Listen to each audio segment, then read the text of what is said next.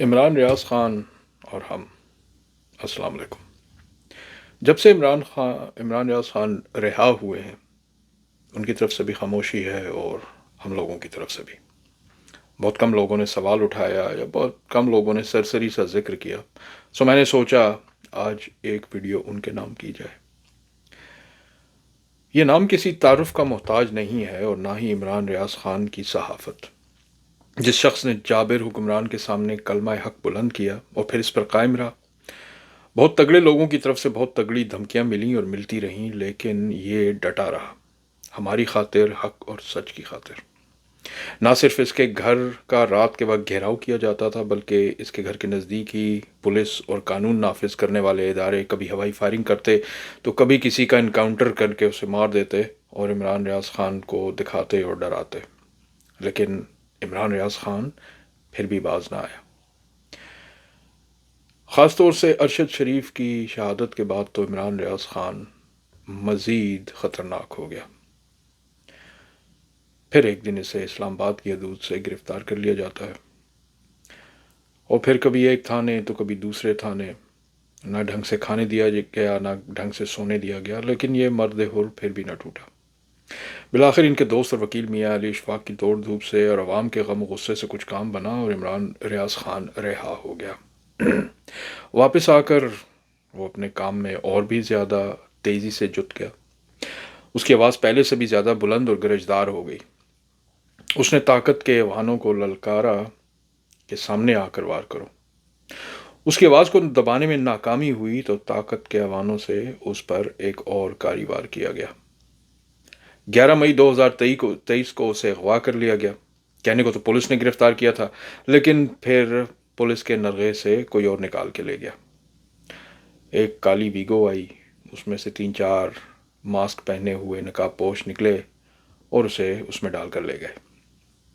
پھر معاملہ عدالت میں لے جایا گیا، لیکن پاکستان میں وہ عدالت ہی کیا جہاں سے فوری انصاف آپ کو میسر ہو۔ معاملہ لٹکایا گیا اور خوب لٹکایا گیا۔ جب جسٹس محمد امیر بھٹی جو کہ ہائی کورٹ کے ہیں 22 مئی 2023 کو پولیس چیف عثمان انور کو طلب کر کے پوچھا کہ کہاں ہے عمران ریاض خان، تو انہوں نے لا علمی کا اظہار کیا اور کہا کہ وہ پولیس کی تحویل میں نہ کبھی تھے اور نہ ہیں۔ کبھی افواہ اڑائی گئی کہ وہ افغانستان میں ہیں کیونکہ وہاں کی رجسٹرڈ سم سے کالیں کی گئی ہیں۔